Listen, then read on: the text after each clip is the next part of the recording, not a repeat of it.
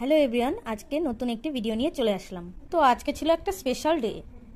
তো আজকে ছিল আমার দাদা বৌদির অ্যানিভার্সারি। আমাদের একটা নিয়ম ছিল অ্যানিভার্সারির দুপুরে 5 রকমের ভাজা আর অনেক রকমের তরকারি দিয়ে দুপুরে খাবারটা রেডি করে দিতে হয়। তো সেটাই আমি রেডি করে দিচ্ছিলাম দাদা বৌদির জন্য। বাট রান্নাটা বৌদিই করেছিল, শুধুমাত্র দাদা বৌদির জন্য স্পেশাল পায়েসটি আমি রান্না করছিলাম। এরা দুজন হচ্ছে আমার দাদা বৌদি।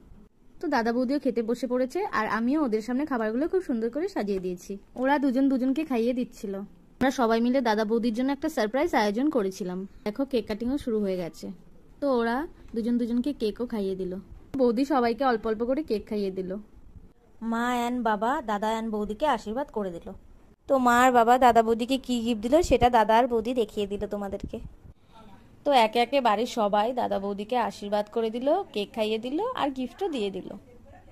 এই ভিডিওটি তোমাদের যদি ভালো লেগে থাকে তাহলে কমেন্টস করে জানিও আর আমার জন্য একটা লাইক করে দিও। তো তোমাদের একটা কথা বলতে ভুলেই গেছি। তো দেখো আমার দাদা আর বৌদিকে কি মিষ্টি লাগছিল, আর বৌদিকে কিন্তু আমি স্পেশাল সাজিয়েছিলাম নিজের হাতে।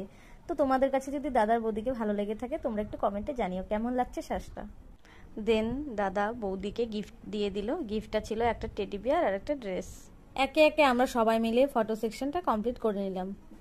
দেন আমরা সবাই মিলে খাওয়ার টেবিলে চলে গিয়েছিলাম ডিনার করতে। টেবিলে জায়গা না থাকায় আমরা দাদা বৌদির সাথে বারান্দায় খেতে বসে পড়লাম।